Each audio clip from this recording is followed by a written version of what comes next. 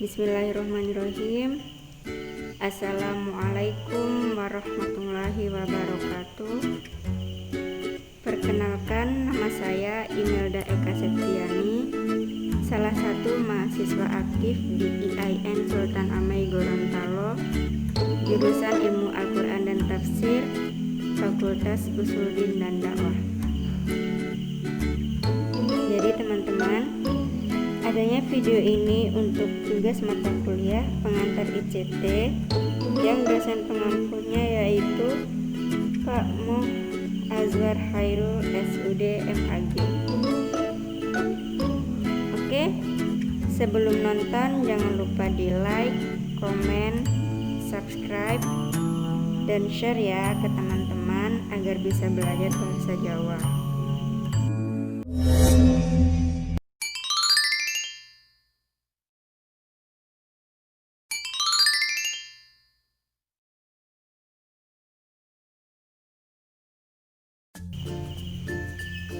Nah, baiklah teman-teman, sekarang kita masuk dalam materi. Teman-teman perlu ketahui bahwa huruf vokal dalam bahasa Jawa itu ada 6, yaitu O, I, U, O, E, dan E. Saya ulangi, O, I, U, O, E, dan E. Nah, ada 6 huruf vokal dalam bahasa Jawa.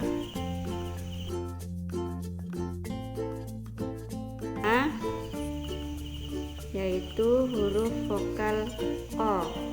Nah, huruf vokal O ini tidak selamanya dibaca O, tapi juga bisa dibaca A. Kalau dalam bahasa Indonesia, huruf ini dibaca A.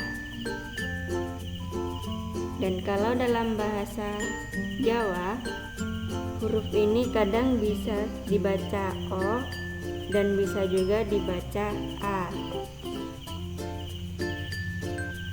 Jadi, huruf O ini dibacanya menjadi 2 macam, yaitu O cecek dan O miring. Nah, berikutnya vokal O cecek atau tegak. Dalam vokal O cecek, keadaan kata yang diucapkan seperti aksara Jawa saat legena atau tanpa sandangan. Lambang ejaan O cecek kali ini kita akan memakai simbol O. Contoh ucapan dalam bahasa Jawa: Ho, no, co, ro, ko. Saya ulangi, ho, no, co, ro, ko. Kemudian do, ta, sa, wa, la. Saya ulangi, da, ta, sa, wa, la. Dan kemudian fa, da, ja, ya, nya. Dan yang terakhir ma, ka, pa, ta, nga. Nah, berikut contoh ucapan dalam bahasa Jawa, yakni limo. Saya ulangi, limo. Yang kedua, songo. Songo. Dan yang ketiga opo, opo. Dan yang keempat ono, ono.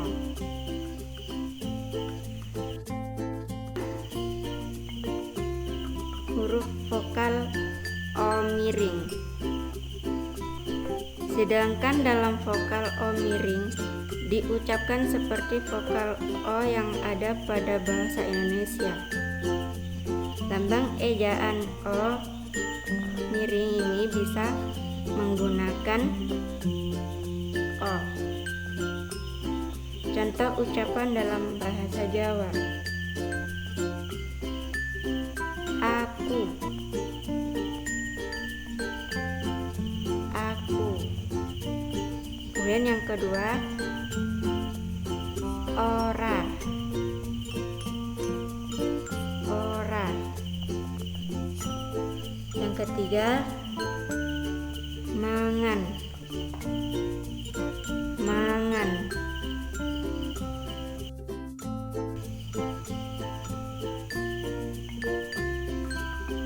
Namun untuk suara O cecek akan menjadi suara O miring jika mendapat imbuhan atau panambang ne, ku, mu. Contohnya konco plus ne, jadi bacanya itu kancane. Nah, yang kedua romo plus ku, jadi bacanya itu ramaku.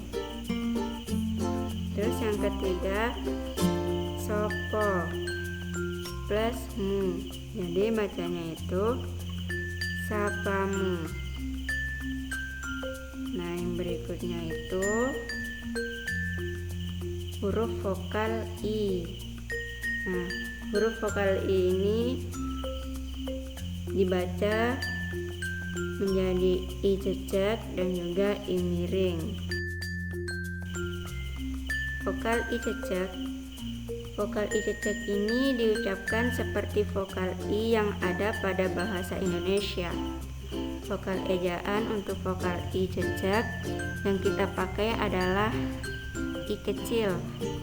Nah, jadi contoh ucapan dalam bahasa Jawa: yang pertama iki, iki. Terus yang kedua siji, siji. Dan yang ketiga itu pari, pari. Berikutnya vokal I miring. Nah, untuk vokal ini ucapan I menyerupai vokal E dan biasanya yang dibaca miring bagian vokal yang akhir. Lambang ejaan untuk vokal I miring yang kita pakai adalah I besar. Contoh dalam bahasa Jawa, yang pertama itu sisir, sisir. Dan yang kedua pasir, pasir. Dan yang ketiga kale, kale. Dan yang keempat miring, miring. Nah, jadi ada pengecualian untuk vokal I miring. Vokal I miring itu akan berubah menjadi vokal I cecek apabila mendapat imbuhan atau panambang an dan e. Contohnya itu yang pertama piring plus e, jadi bacanya itu piringe. Saya ulangi, piring plus e, jadi bacanya itu piringi.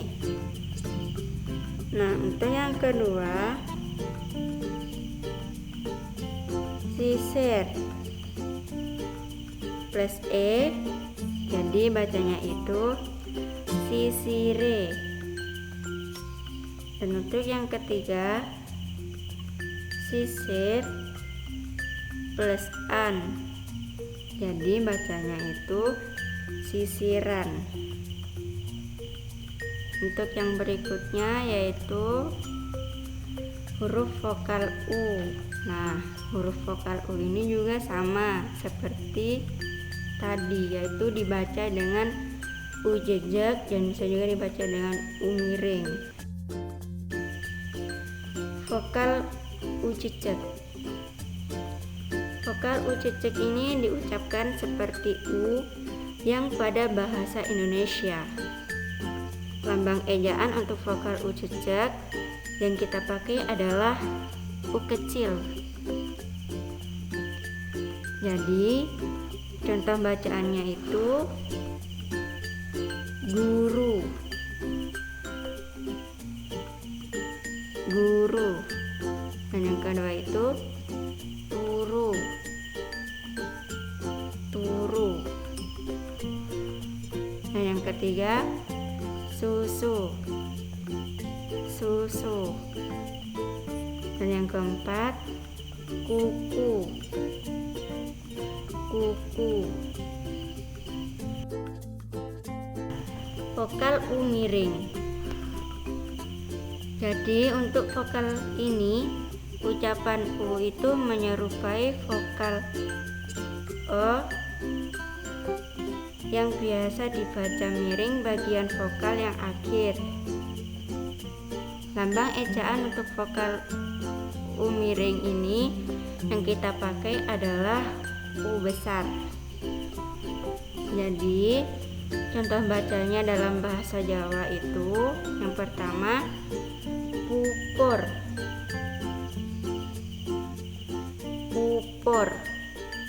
Dan yang kedua tutup, tutup. Dan yang ketiga susuh, susuh. Nah, untuk vokal U miring terjadi adanya perubahan vokal U miring akan berubah menjadi vokal U cecek apabila mendapat imbuhan atau penambangan dengan e. Jadi contoh bacanya pupur plus an, jadi bacanya itu pupuran. Saya ulangi, pupur plus an, jadi bacanya pupuran. Dan yang kedua ini tutup plus e, jadi bacanya tutupe. Dan yang ketiga susu plus e, jadi bacanya susue. Nah, yang berikutnya yaitu huruf vokal O. Nah, huruf vokal ini ada juga O cecek dan O miring. Huruf vokal O cecek. Vokal O cecek ini diucapkan seperti vokal O yang pada bahasa Indonesia. Lambang ejaan untuk vokal O cecek yang kita pakai adalah O kecil. Contoh toko, toko, toko. Kemudian yang kedua soto, soto, soto. Dan yang ketiga loro, loro, loro. Kemudian vokal O miring. Untuk vokal ini ucapan O menyerupai vokal O. Lambang ejaan untuk vokal O miring yang kita pakai adalah O besar.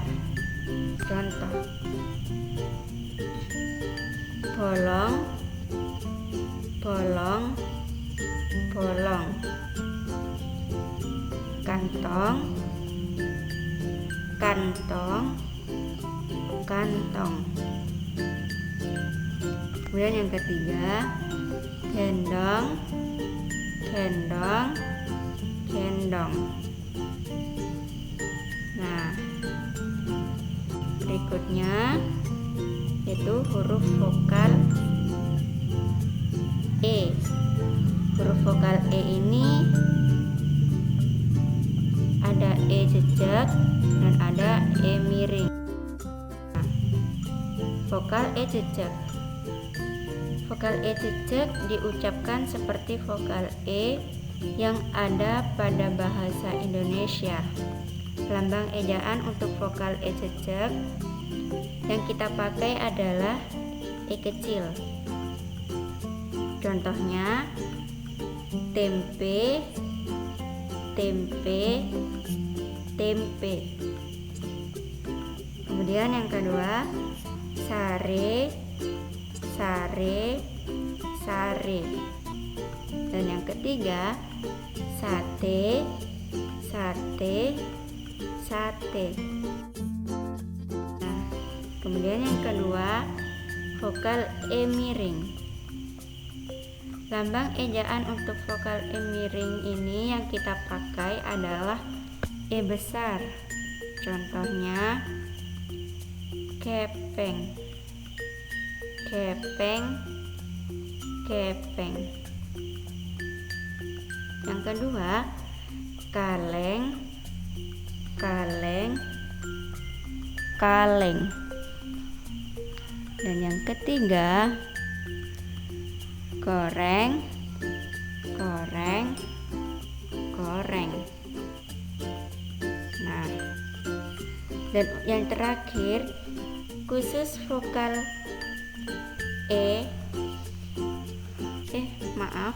khusus vokal E ini tidak mempunyai alofon. Dalam aksara Jawa, vokal ini dituliskan dengan sandangan pepet. Contohnya tegel, tegel, tegel. Dan yang kedua, lemper, lemper, lemper. Dan yang ketiga, marmer, marmer, marmer. Nah, berdasarkan pembahasan tadi, dapat kita ambil kesimpulan bahwa kesalahan mendasar yang semakin meluas ini tidak hanya disebabkan dari generasi sekarang, akan tetapi dari generasi-generasi sebelum kita juga jarang memberikan contoh yang benar, sehingga sampai sekarang atau masa depan dimungkinkan selalu berkembang dan berkembang. Entah sejak kapan itu terjadi, tapi setidaknya sedikit demi sedikit kita memberi penjelasan ilmu kebahasaan kepada masyarakat pada umumnya, guru dan siswa khususnya. Tidak dapat dipungkiri, dari segi pendidikan seolah juga mengesampingkan pendidikan bahasa Jawa. Memang ada di antaranya yang masih melestarikan budaya Jawa dilihat dari segi bahasa. Tapi jika hal tersebut tidak menjadi mayoritas, tentu dirasa kurang. Nah, pembahasan kali ini setidaknya sedikit memberi gambaran mengenai tata bahasa dari titik dasar, yaitu fonologi. Memang hanya memfokuskan mengenai bunyi vokal saja. Itu dimaksudkan agar dapat fokus juga terhadap materi. Semoga bermanfaat. Terima kasih.